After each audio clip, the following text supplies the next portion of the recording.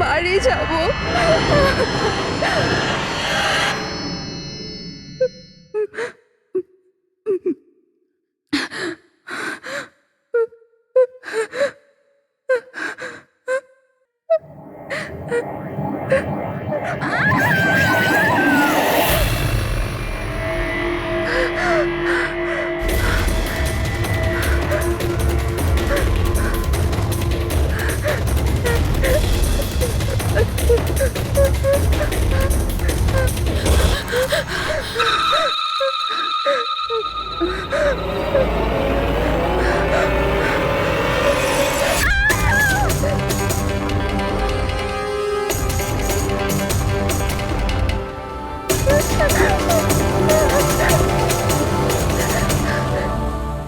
নিমি ঘুমিয়ে পড়েছে?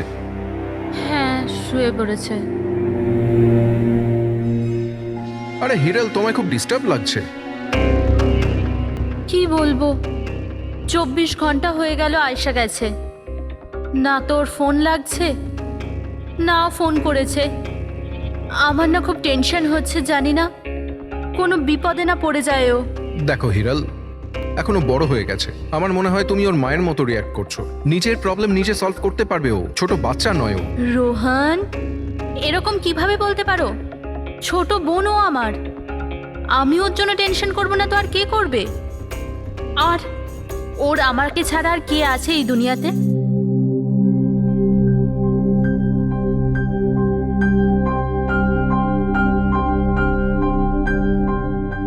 Hello hello, আপনি কি হিরাল বলছেন? হ্যাঁ, আমি হিরল বলছি। আপনি কে? আমি মানিক। আমি আয়েশার সাথে কাজ করি। এখানে একটা বড় প্রবলেম হয়ে গেছে। প্রবলেম? আয়শার সাথে কি হয়েছে? দেখুন, ও জঙ্গলে কোথাও হারিয়ে গেছে। ওকে খুঁজেও পাচ্ছি না, আর ফোনেও পাচ্ছি না। আর আমাদের ভয় হচ্ছে যে ওর কিছু হয়ে যায়নি তো।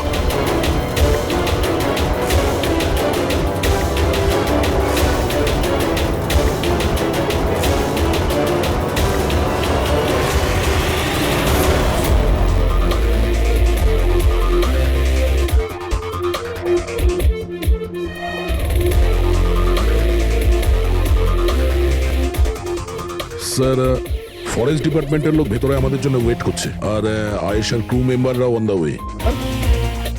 কিন্তু আপনারা এটা তো নিশ্চয়ই জানেন যে যে ওই লাশটা আয়শারই নাকি অন্য কারোর। আমি একটা জিনিস বলতে পারি, ও না স্কাই ব্লু কালারের টি শার্ট পরেছিল আর ব্ল্যাক কালারের কার্গো পরেছিল আর হাই পনিও করেছিল। ওর জামা হাফ ডেড বডির সাথে ম্যাচ করছে কিনা এটা তো বলুন।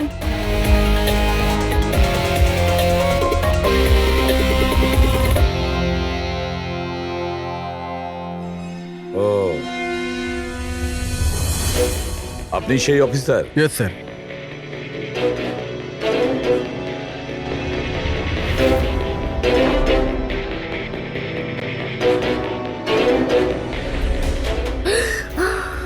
প্রশান্ত?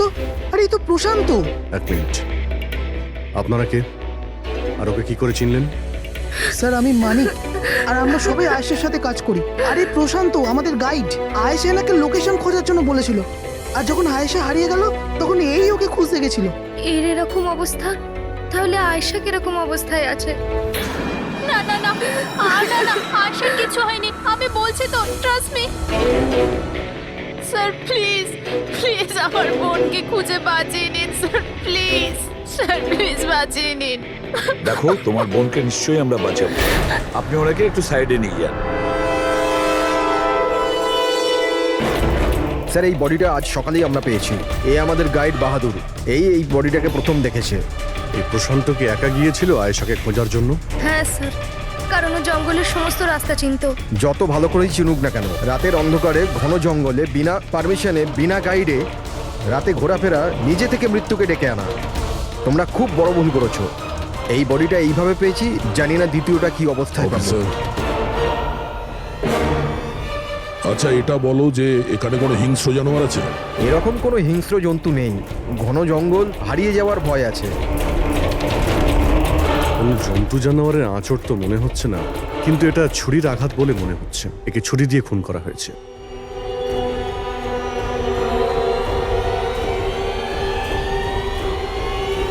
স্যার, হ্যাঁ পূরবী, স্যার এই ক্যামেরাটা পেয়েছি এখানে।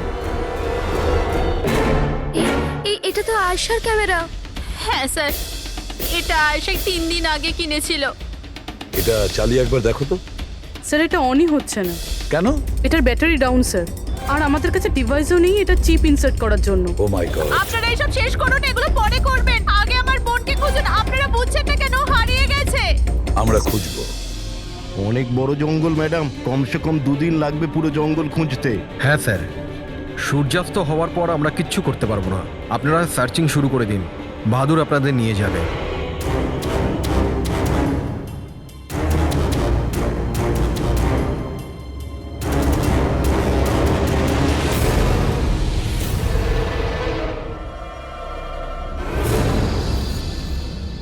স্যার, স্যার আমরা জঙ্গলের অনেক ভেতরে চলে এসেছি স্যার।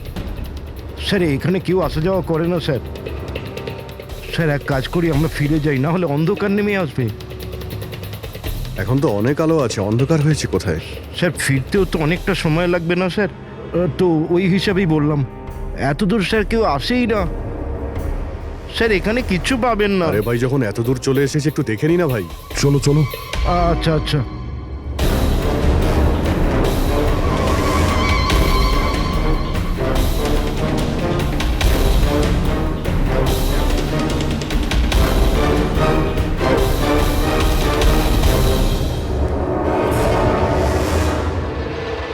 তোমরা এই জঙ্গলে ফিল্মের শুটিং করতে এসেছিলে, আর শুধুমাত্র আয়েশাই নিখোঁজ হলো, আর তোমরা ওকে খোঁজার চেষ্টাই করনি। স্যার আমরা খুব ভয় পেয়ে গিয়েছিলাম, আর এখানে ওয়েব সিরিজ শুট করার আইডিয়া আয়েশারই ছিল। স্যার আমরা ওকে আনিনি, ও আমাদের এনেছিল লোকেশন দেখাতে। হ্যাঁ স্যার, এই প্রশান্ত গাইড আয়েশার পরিচিত ছিল, আর এই কাছেই থাকতো আর জঙ্গলটাকে ভালো করে চিনতো। আর আমরা তো রাত্রিরে থাকার পর সকালে বেরিয়ে পড়তাম, সবকিছুই ঠিকঠাক চলছিল, লোকেশনও পেয়ে গেছিলাম। আর এরপর আমরা টেন্টের বাইরে আগুন জ্বালিয়ে খাবার বানাচ্ছিলাম। কটার সময়ের ঘটনা এটা?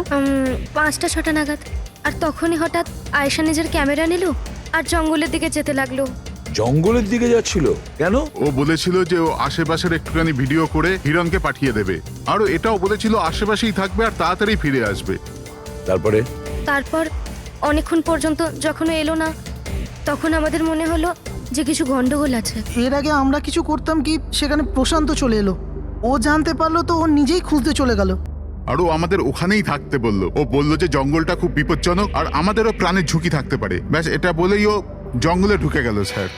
তার মানে ওই প্রশান্ত আর ফিরে আসেনি, আর তোমরা পালিয়ে গেছো এখান থেকে নিজেদের বাঁচাতে। না স্যার, আমরা ওখানেই ছিলাম যখন চিৎকারটা শুনলাম। 15-20 মিনিট পর্যন্ত একটা মেয়ের। স্যার, স্যার ওই চিৎকার শুনে আমরা খুব ভয় পেয়ে গেছিলাম, আর তারপর আমরা ওখান থেকে পালিয়ে গেলাম। স্যার, আমরা খুব বড় ভুল করে ফেলেছি। চিৎকারটা শুনে আমাদের এখান থেকে পালানো উচিত হয়নি, আয়েশাকে সাহায্য করা উচিত ছিল। সত্যিই তোমরা একটা বড় ভুল করেছো। আয়েশার চিৎকার শুনে যদি তোমরা জঙ্গলে ঢুকতে, আয়েশা এখন আমাদের সঙ্গে থাকতো, আর প্রশান্ত ও হয়তো বেঁচে যেত। তুমি তো বলছিলে যে এত ভেতরে জঙ্গলের কেউ আসতে পারে না, এটা কি? স্যার আমি জানি না, কিন্তু এটা আমাদের ডিপার্টমেন্টের কখনোই নয়। জঙ্গলের মধ্যে টেন্ট, দেখছি এর ভেতরে কে আছে।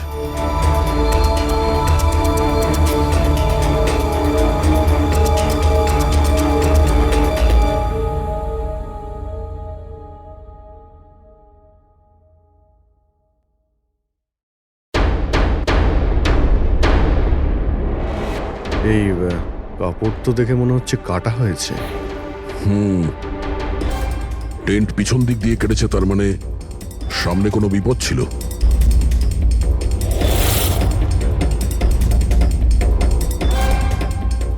ছুরি, এটা দিয়েই কাটা হয়েছে। বাইরে গন্ডগোল হতেই পিছন থেকে কেটে পালিয়ে গিয়েছে।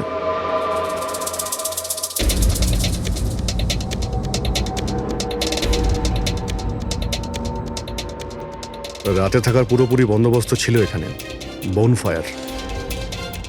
এই আলু এখানে দেওয়া হয়েছিল। স্যার এত ভেতরে এত রাত্রে থাকার মতন কেউ পাগলই হবে স্যার, না হলে এত ভয়ঙ্কর জঙ্গলে রাতে থাকার কথা ভাববে কে? কোনো নেচার লাভার না কোনো খুনি। এই দেখো,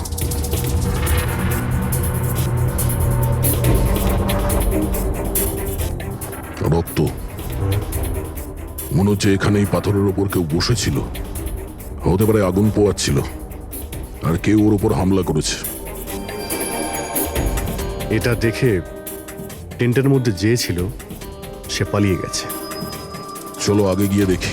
স্যার স্যার সূর্য অস্ত যাচ্ছে স্যার, ফিরতেও 2 ঘন্টা কমসে কম লাগবে। ফিরে যাই স্যার। ঠিক আছে, কালকে আবার আসবো। স্যার, আমরা আয়েশার টিমকে এই ছবিগুলো দেখিয়েছিলাম। ওরা বলল যে এই টেন্ট ওদের ক্যাম্পের নয়। স্যার, হ্যাঁ পুরবি, আয়শার ক্যামেরার চিপ। হিরালদি, তুমি এটা মিস করলে। আমি তোমায় বলেছিলাম না আমার সাথে এসো। জানো এখানে এত বেশি গ্রিনারি আছে। লুক এট দিস, এতগুলো গাছ। It's so beautiful. দিদি, আমি হাঁপিয়ে গেছি। মনে হচ্ছে আমি জঙ্গলের অনেক ভেতরে এসে গেছি। জঙ্গল তো পুরো একই রকমের না? আমি রাস্তা খুঁজে নেব, খুব একটা মুশকিল নয়।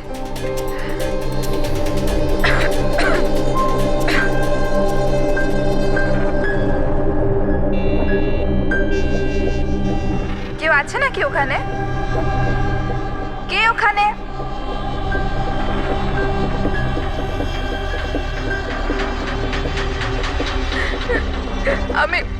আমি ফেঁসে গেছি এখানে। আমি কিছু বুঝতে পারছি না। এখান থেকে আমি কি করে বাইরে যাব? আই এম সরি দিদি, আমার এখানে আসা উচিত হয়নি। আমার মনে হচ্ছে না যে আমি এখান থেকে বেঁচে ফিরতে পারবো। আমায় ক্ষমা করে দিও।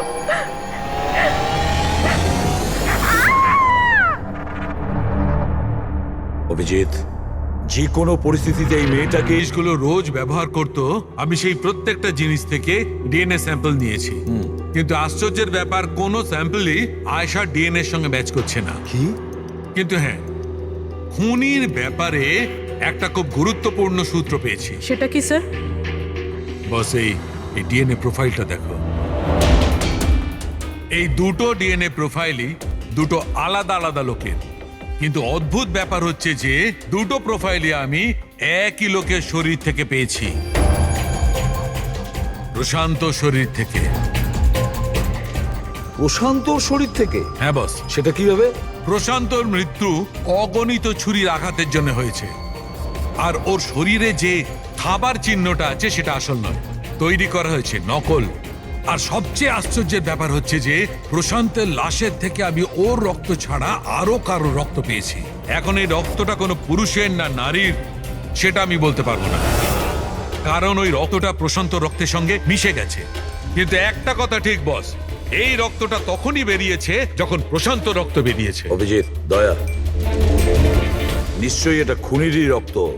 খুনি প্রশান্তর ওপর হামলা করে, আর তখন নিজেকে বাঁচানোর জন্য প্রশান্ত ওর সঙ্গে মারামারি করে, আর খুনির রক্ত প্রশান্ত শরীরে লেগে যায়। তবে খুনিরও গুরুতর আঘাত লেগেছে।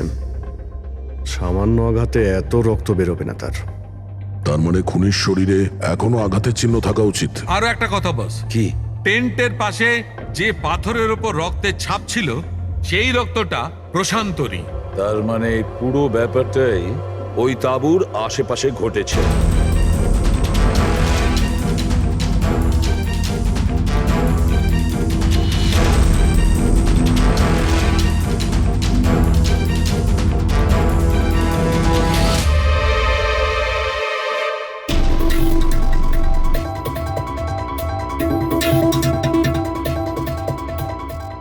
স্যার?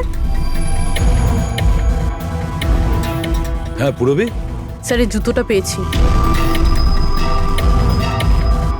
তাহলে কি এই জুতোটা আয়েশার না? তো এগিয়ে গিয়ে দেখি।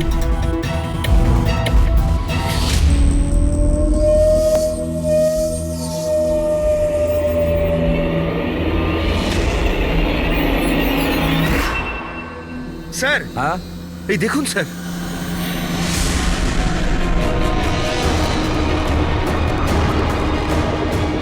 ছুরি দিয়ে আঘাত করেছে স্যারের পিঠে 5 বার।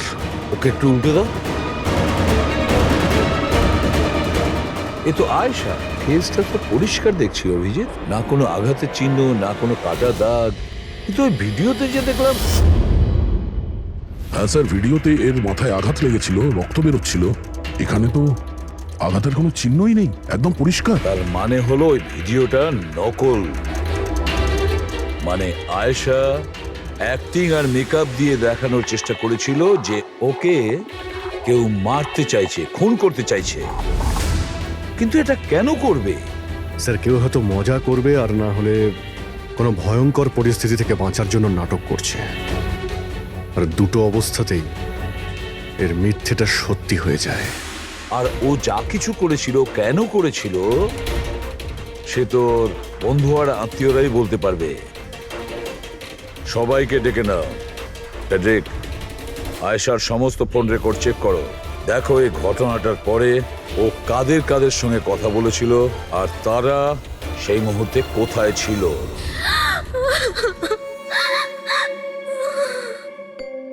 এরা আমাকে কেন ওকে দেখতে দিচ্ছে না?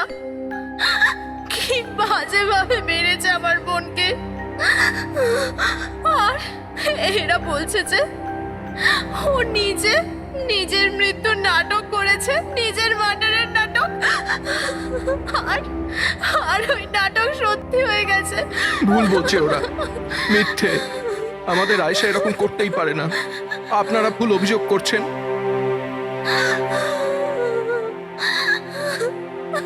দেখুন, আপনার দুঃখ আমরা বুঝতে পারছি, কিন্তু এই অভিযোগ ভুল নয়, সত্যি। এটা আয়েশার ক্যামেরা থেকে যে থার্ড ক্লিপিংটা আমরা পেয়েছি, সেখানে আয়েশার মুখের উপরে অনেকগুলো ক্ষত চিহ্ন ছিল। কিন্তু যখন আমরা আয়েশার লাশটাকে পাই, তখন ওর মুখ আর গলা পরিষ্কার ছিল। কেন, কিভাবে? এই ভিডিওটাতে আয়েশা মজা করছিল না তো? ওর মজা করার স্বভাব ছিল না তো? একদম না। ওর জীবনে এত সমস্যা ছিল যে ও মজা করবার কথা ভাবতেই পারতো না। ও জঙ্গলে হারিয়ে গিয়েছিল, আর কোনো মানুষ এই সিচুয়েশনে মজা কি করে করবে? অন্য কারো কথা জানি না, কিন্তু আয়েশা এটা অবশ্যই করেছে। আর যদিও মজা করে না করে তো ইচ্ছে করেই করেছে। কি কেউ এটা কেন প্রমাণ করার চেষ্টা করবে যে তার সঙ্গে কিছু অন্যায় হয়েছে? আয়েশা এরকম কেন চাইবে? হ্যাঁ, ওর ওপর সত্যিকারের অ্যাটাক হয়েছিল, ও মারাও গেছে, ওটা আলাদা কথা। কিন্তু ও এই নাটকটা কেন করেছিল? কি সত্যি কি ও কোনো প্রবলেমে ছিল যার কারণে ওকে এই ড্রামাটা করতে হয়েছিল? হ্যাঁ, ও সমস্যায় ছিল, এমন সমস্যা যার থেকে ওকে মৃত্যুই বাঁচাতে পারতো। মানে তুমি কি বলতে চাইছো? স্যার, হ্যাঁ ফেডরিক, এটা আয়েশার কল রেকর্ডস। বিশেষ কিছু পেয়েছো? হ্যাঁ স্যার, একটা লোক আছে কেতন, সে আয়েশাকে অনেকগুলো মেসেজ আর কল করেছিল। এমনকি যেই রাতে আয়েশা খুন হয়েছিল, সেই রাতেও ওর ফোন জঙ্গলের কাছেই ছিল, 2 কিলোমিটারের মধ্যে। এই কেতনকে? খুনের রাতে ও জঙ্গলের আশেপাশেই ছিল। কে? যদি আয়েশা ওর মৃত্যুর নাটক করে থাকে, তাহলে তার পেছনে কেতনের হাত থাকতে পারে। কেতন আয়েশার হাজবেন্ড, আর আপনাদের মধ্যে কেউ এই কথাটা আমাদের বলার প্রয়োজন মনে করলেন না। হ্যাঁ, কিন্তু কেতনের জন্য নিজের মৃত্যুর নাটক কেন করতে যাবে? আমার মনে হয়েছিল যে আমরা কেতনের থেকে মুক্তি পেয়ে গেছি, কিন্তু আমি কি করে জানবো ওই আমার বোনের প্রাণ নিয়ে নেবে? প্লিজ, কেতনই আমার বোনকে মেরেছে। আমি বলছি, তুমি নিজেকে সামলাও প্লিজ। কেঁদো না, প্লিজ কাম ডাউন। আপনারা প্লিজ নিজেদের মধ্যে কথাবার্তাটা থামান আর আমাদের বলুন কি ব্যাপার। আমি আপনাদেরকে বলছি, আসলে আজ থেকে 2 বছর আগে কেতন আর আয়েশার একটা ট্রিপে আলাপ হয়েছিল। আয়েশা কেতনকে বিয়ে করেছিল। তাড়াহুড়োতে সিদ্ধান্ত নেওয়ার শখ ছিল, কিন্তু জানতো না এই সিদ্ধান্তটা কতটা ভুল নিয়েছিল। কেতন ওর যোগ্য ছিল না, একটা পাগল লোক ছিল, পসেসিভ ছিল, ওর জীবনটা অতিষ্ঠ করে রেখেছিল। এই জন্য 6 মাস আগে ওকে ও ছেড়ে দেয়। এছাড়া আর কি করতো? আমরা সবাই দেখেছিলাম ওকে কিরকম টর্চার করা হতো। মানিক, আজকে সব অডিশনে ক্যামেরাতে আছে, স্ক্রিনে প্লে কর, স্যারকে দেখাতে হবে। আর আয়েশা এক্ষুনি এসে যাবে। ঠিক আছে। আয়েশা, কি হয়েছে? আর ওকে? আয়েশা, তুই ঠিক আছিস? কি করে হলো এসব? কে করলো এসব? আরে তোমরাও না কত প্রশ্ন করো, কিচ্ছু হয়নি আমার। আসলে কি হয়েছে, ওই তাড়াতাড়িতে সিঁড়ি দিয়ে নামছিলাম আর পা পিছলে গেছে। চুপ কর আয়শা, কত কভার আপ করবি? আমি তো এটা বুঝতে পারছি না, তুই ছেড়ে দিচ্ছিস না কেন ওই মানুষটাকে? আমি ছেড়ে দিলেও ও আমায় ছাড়বে না। আরে আইন বলে কিছু আছে নাকি? পুলিশের হাতে তুলে দিও ওকে। কেউ ওর কিচ্ছু করতে পারবে না। ওকে যদি পুলিশে ধরেও নিয়ে যায়, ও সেখান থেকেও চলে আসবে আর আমাকে খুঁজে বার করবে, তারপর আমায় ছাড়বে না। কখন থেকে ফোন করছি তোকে আমি? হ্যাঁ, ধরছিলিস না কেন? এখানে বসে টাইম পাস করছিস? হ্যাঁ না কেতন, তোরা তো সাহস কি করে হলো? কেতন আমি ডাক্তারের কাছে গেছিলাম, তাই ফোন সাইলেন্ট ছিল, অন করতে ভুলে গেছি। ওকে, ডক্টর, হ্যাঁ আজকাল খুব বেশি যাচ্ছিস না ওর কাছে? কেতন কি বলছো? এরকম কিচ্ছু নয়। আর তুমি বললে আমি ডাক্তারের কাছে আর কোনোদিন যাবো না। আমাকে প্লিজ ছেড়ে দাও, আমাকে ক্ষমা করে দাও। তোকে তোর যোগ্যতা দেখাই, চ। কি করছে এসব? ছাড়ো ওকে। এই, নিজের কাজে মন দে, বুঝেছিস? এনাফ। এনাফ। মানুষ না, এই কেতন তো জানোয়ার। তোমরা কেতনের ব্যাপারে আমাকে আগে বলনি কেন? আপনারা যা বললেন সেটা শুনে তো মনে হচ্ছে কেতনই আমাদের প্রাইম সাসপেক্ট।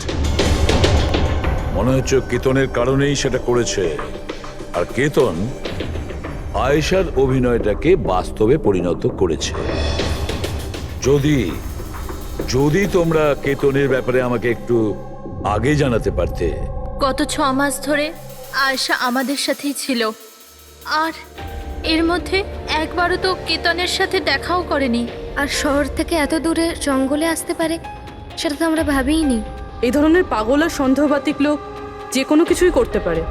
হ্যাঁ, কেতনের অ্যাড্রেস আর টেলিফোন নাম্বারটা আমাদের দেবেন।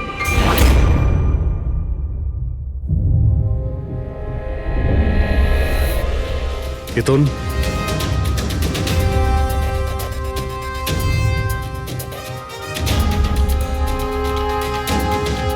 স্যার, এই ফটোগুলো দেখে তো মনেই হচ্ছে না যে দুজনের মধ্যে কোনো ঝামেলা ছিল। আপনারা? কেতন আয়েশার স্বামী। পুলিশ।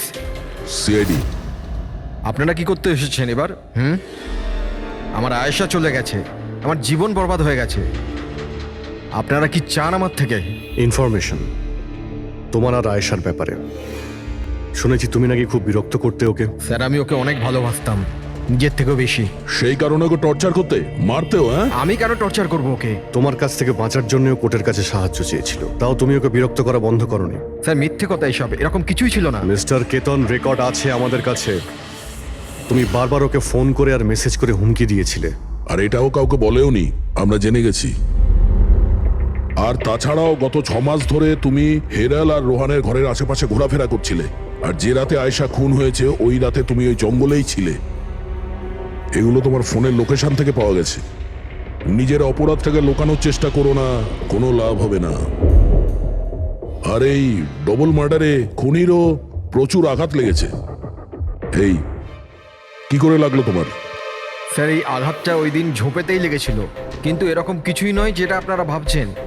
স্যার, আমি আয়েশাকে মারিনি। স্যার, আমি মানছি যে আমি ওই দিন জঙ্গলে গিয়েছিলাম, কিন্তু স্যার আমি তো শুধু ওর সাথে কথা বলার জন্য গিয়েছিলাম। স্যার, পুরো 6 মাস হয়ে গেছে, আমি ওকে দেখিনি পর্যন্ত। খুব মিস করতাম স্যার ওকে, ওর সাথে দেখা করতে চাইতাম, ওর সাথে কথা বলতে চাইতাম, যাতে ওকে বাড়িতে ফিরিয়ে আনতে পারি, যাতে আবার টর্চার করতে পারো। না স্যার, আমি বদলে গেছি স্যার।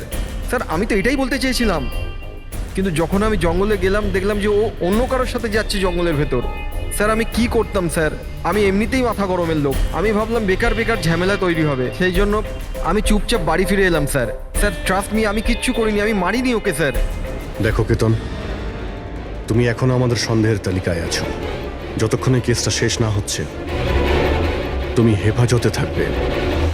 স্যার, এই কেতনের কাছে কিন্তু আয়েশাকে মারার মোটিভ ছিল, ও তো বেঁচে গেছে। এবার বাকি রয়েছে এরা সবাই। হিরাল, সায়রা, অজিত, মানিক আর রুহান, এরা কি সবাই আয়েশার আপনজন ছিল? এদের কি মোটিভ হতে পারে? কারণ এদের মধ্যে তো কোনো প্রবলেম নজরে পড়ছে না।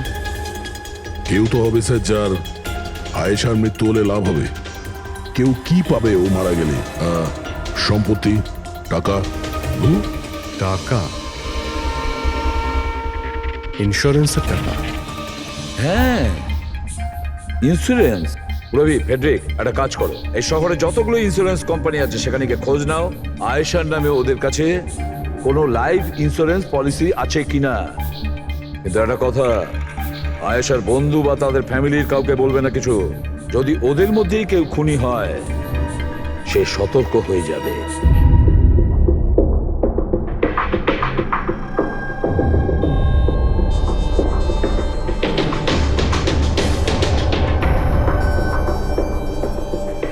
ওকে, থ্যাঙ্কস স্যার।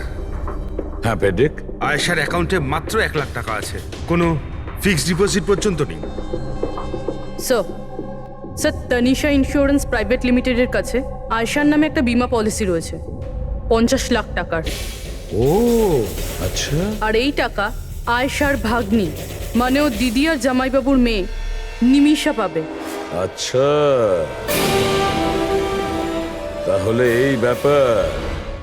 স্যার, আসলে আপনারা কি চাইছেন? আমার যা জানা ছিল আমি সবকিছু বলে দিয়েছি। আর আপনারা জানেন আমার স্ত্রীর শরীর কতটা খারাপ, এখন আমার ওর সঙ্গে থাকা উচিত, আর আপনারা আমাকে এখানে আটকে রেখেছেন।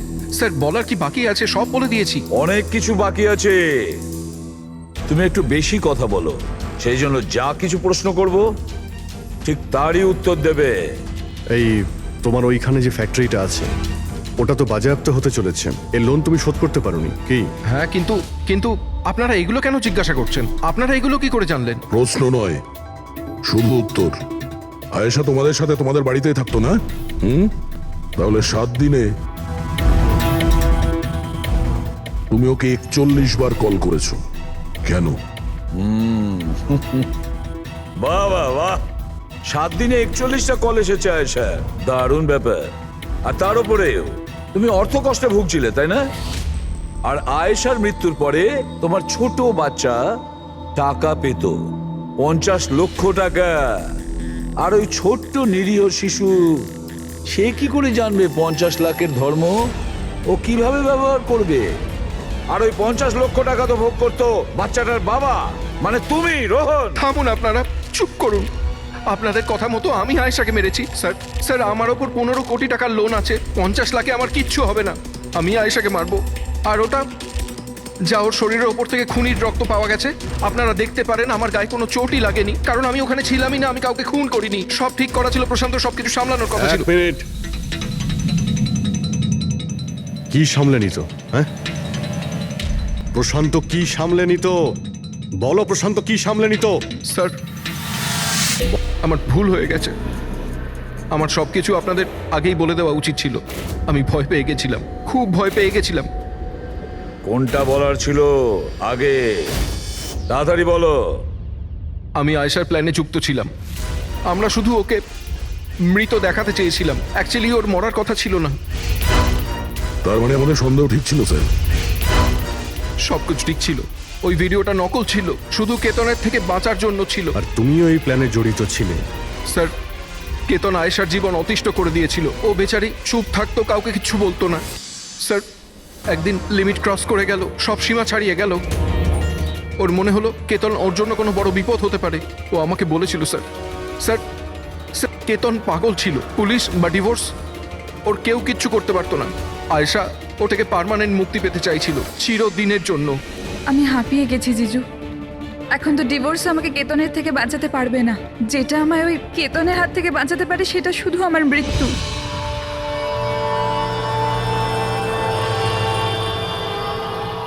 আয়েশা, এটাই যদি একমাত্র রাস্তা হয় তাহলে এটাই ঠিক। তোমার মৃত্যু তোমায় কেতনের হাত থেকে বাঁচাতে পারে। মরে যাও। হোয়াট?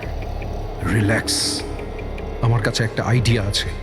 আমাদেরকে এমন কিছু করতে হবে যাতে মনে হয় আয়েশা মরে গেছে। তোমার সাথে কোনো দুর্ঘটনা হলো বা কেউ তোমাকে মেরে দিল, আর বডিকে এতটা খারাপ করে দেওয়া হলো যে কেউ চিনতে না পারে। আয়েশা, তারপর তুমি এখান থেকে অনেক দূর চলে যাবে, আর তোমার ওই ইন্স্যুরেন্সের টাকা যেটা মিমির নামে আছে আমি তোমাকে পৌঁছে দেব। 50 লাখ টাকা দিয়ে একটা নতুন জায়গা, নতুন লাইফ, নতুন করে শুরু করবে। কিন্তু জিজু, আমি বেঁচে থাকাকালীন আমার লাশ কোথা থেকে আসবে? ওর জন্য টেনশন নিও না, আমি সবকিছু করে নেব। আমার এক বন্ধু আছে প্রশান্ত, ও আমার জন্য অনেক কাজ করে দিয়েছে। কিন্তু হ্যাঁ আয়েশা, এরপরে তুমি কখনো জীবনে আমার সাথে, মিমির সাথে, হিরালের সাথে কোনোদিন দেখা করতে পারবে না। হ্যাঁ, কিন্তু ওই পাগল লোকটার থেকে তুমি সারা জীবনের জন্য মুক্তি পেয়ে যাবে, তুমি মুক্ত হয়ে যাবে। সবকিছু ঠিক ছিল, সবকিছু প্ল্যান মাফিক চলছিল। আমি আয়েশা আর প্রশান্তর সঙ্গে ফোনে যোগাযোগ রেখে চলছিলাম। তারপর জানি না হঠাৎ করে ফোন কেটে গেল। আমি জানতাম ওখানে একটা মেয়ের মৃতদেহ পাওয়া যাবে, যার ব্যবস্থা আমি বাধ্য হয়ে করেছিলাম। শুধু আয়েশার জামা কাপড় ওই মেয়েটিকে পরানোর কথা ছিল। ওর মুখটা এত খারাপ ছিল যে কেউ চিনতেও পারতো না। কিন্তু স্যার, সিরিয়াসলি আমি তো শকে ছিলাম। ওটা মেয়েটার নয়, প্রশান্তের বডি ছিল। স্যার, প্রশান্ত তো আয়েশাকে সকাল হওয়ার আগেই জঙ্গল থেকে অনেক দূরে নিয়ে যাওয়ার কথা ছিল, কোনো সেফ জায়গায়। কিন্তু হঠাৎ করে কি হয়ে গেল স্যার? স্যার, আমার যতটা জানা ছিল আপনাদের বলে দিয়েছি স্যার। স্যার, প্রশান্তকে কে মেরেছে, আয়েশাকে কে মেরেছে আমি জানি না। স্যার, তার মানে তৃতীয় কোনো ব্যক্তি ছিল যে প্ল্যানটার ব্যাপারে জানতো, যে আয়েশাকে চিনতো, প্রশান্তকেও চিনতো, আর ওই সময় ওই জঙ্গলেই ছিল। কোনো তৃতীয় ব্যক্তি? হ্যাঁ, কোনো তৃতীয় ব্যক্তি। তোমার প্ল্যানের হিসাবে টেন্টে প্রশান্ত এবং আয়েশা থাকার কথা ছিল, কিন্তু টেন্টের পাশে একটা পাথরের উপর প্রশান্তর রক্ত পাওয়া গেল, আর ওই টেন্টটা পেছন থেকে ফাটা ছিল। মানে আয়েশা টেন্টের সামনে থেকে যাওয়ার বদলে পেছন থেকে ছিঁড়ে বেরিয়েছে। মানে ও বিপদটা আগে থেকে বুঝতে পেরেছিল। হতে পারে ও প্রশান্তর সঙ্গে যা কিছু হয়েছিল সেটা দেখে ফেলেছিল। ইট ইজ ক্লিয়ার যে ওখানে কোনো তৃতীয় ব্যক্তি ছিল। ও প্রথমে প্রশান্তকে মেরেছে, তারপর আয়েশার পেছনে দৌড়েছে। কারেক্ট। যদি ভালো করে দেখা যায় তাহলে ওই রাতে জঙ্গলে এটাই হয়েছিল যে প্রশান্ত আর আয়েশা জঙ্গলে যায়, আয়েশা টেন্টের ভিতরে ঘুমোচ্ছিল আর প্রশান্ত বাইরে বসে আগুন জ্বালাচ্ছিল। এর মধ্যে সেই তৃতীয় ব্যক্তি ওইখানে যায় আর প্রশান্তর সঙ্গে ঝামেলা বাঁধে, আর সেই ব্যক্তি ওর উপরে আক্রমণ করে, আর আয়েশা টেন্টের পিছন দিয়ে পালিয়ে যায়।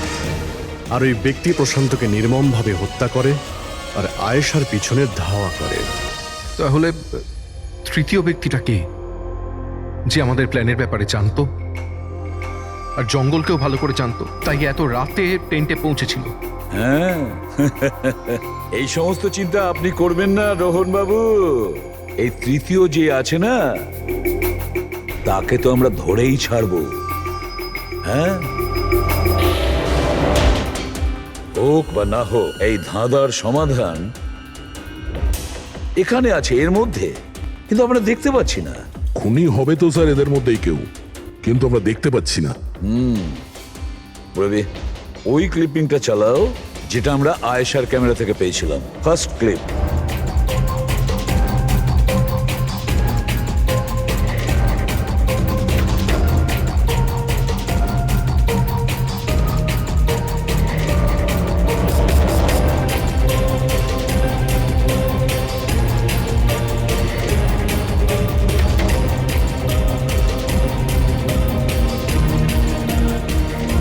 ইয়েস,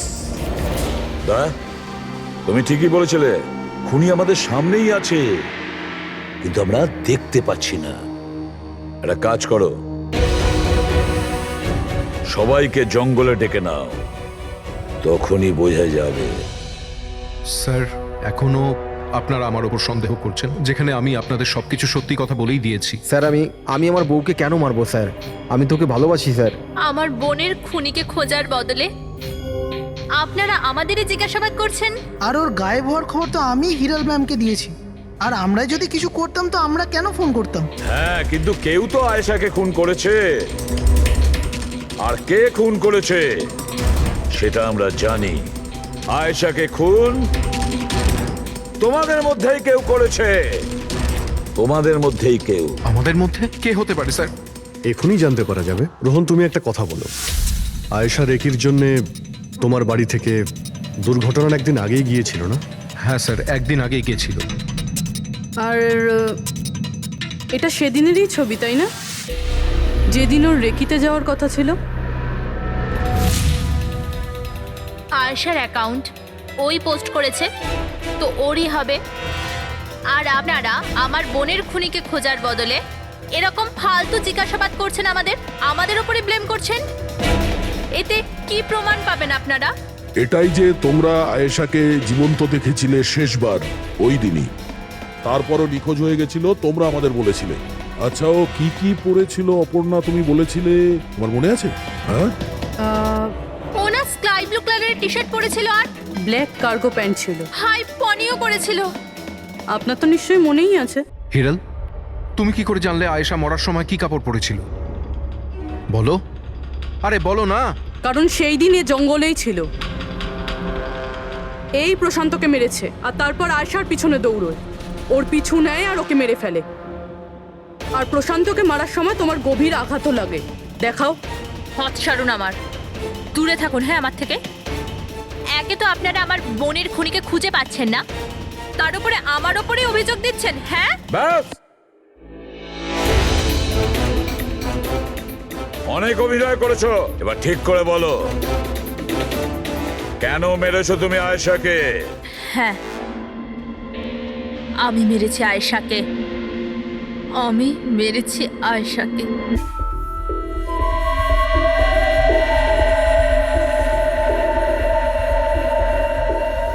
হিরাল ম্যাম, আপনি? আসতে বলো। আয়েশা না উঠে পড়ে। ইনফ্যাক্ট আমি বলছি যে ওকে সব সময়ের জন্যই না ঘুম পাড়িয়ে দাও। এটা কি বলছেন ম্যাডাম? রোহান তো তোমাকে আয়েশাকে সুরক্ষিতভাবে এই জঙ্গল থেকে বাইরে বার করার জন্য কত টাকা দিয়েছিল? 2 লাখ টাকা। আমি না তোমাকে 5 লাখ টাকা দেব আয়েশার প্রাণ নেয়ার জন্য। হিরাল ম্যাম, এসব কি বলছেন? আয়েশা ম্যাডাম আপনার বোন, আর আমি ওকে বাঁচানোর সওদা করেছি। আমি ওর সাথে বেইমানি করতে পারবো না।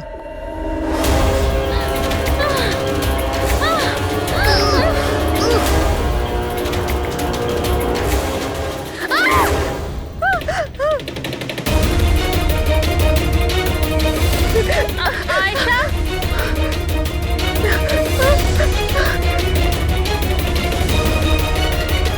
আয়েশা,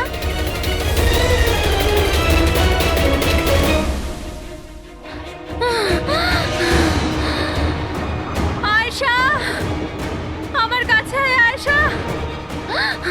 আমি তোকে বাঁচাতে এসেছি আয়েশা। ও তোকে ঠকাচ্ছিল আয়েশা। তোর ইন্স্যুরেন্সের টাকার জন্য তোকে মারতে চেয়েছিল আয়েশা। আমার বোন।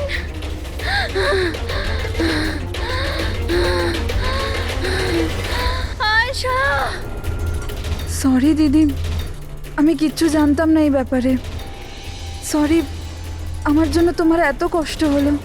আমি জানতাম না যে জিজু এরকম কিছু করছে। আই এম সো সরি দিদি। আমার বোন। সরি দিদি। তুই সরি বলিস না। হ্যাঁ, এটা তো আমার বলা উচিত। কেন দিদি? I am sorry. কেন কেন মেরেছো তুমি তোমার বোন আয়েশাকে? আপনারা জানেন না আয়েশাকে। ও সবসময় না সবার প্রিয় হয়ে এসছে। ভালোবাসার আয়েশা। সবাই ওকে ভালোবাসতো, আমাকে নয়। মা, বাবা, আমার সব বন্ধু, ইনফ্যাক্ট রোহান, আমার মেয়ে নিম্মিও আমার থেকে বেশি ওকে ভালোবাসতো।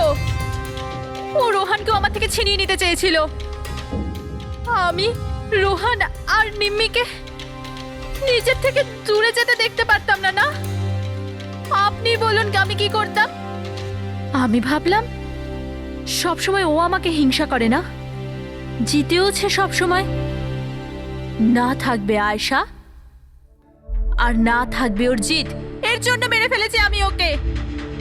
হিরাল, তুমি এটা কি করে করতে পারো? আরে আয়েশা তোমার ছোট বোন ছিল, আমাকে বড় দাদার মতো দেখতো। আমি ওর সাথে এগুলো কখনো স্বপ্নতেও ভাবতে পারি না। আমার লজ্জা লাগে তোমাকে আমার স্ত্রী বলতে। রোহান, তোমার ভুল নেই এতে। সব ভুল ওই আয়েশার। ওই সব করছিল। ও না তোমাকে আমার থেকে ছিনিয়ে নিতে চেয়েছিল, কিন্তু এখন তো এটা হবেই না। এবার তো তোমাকে কেউ আমার থেকে কেড়ে নিতে পারবে না। খুব বড় ভুল করেছো তুমি। তোমার সন্দেহ, তোমার ইনসিকিউরিটি একটা নিরীহ মানুষের প্রাণ নিয়েছে, প্রশান্ত গাইডের। আর তাছাড়াও তুমি তোমার আপন বোনকেও মেরেছো। আইন তোমাকে কঠোর থেকে কঠোরতম শাস্তি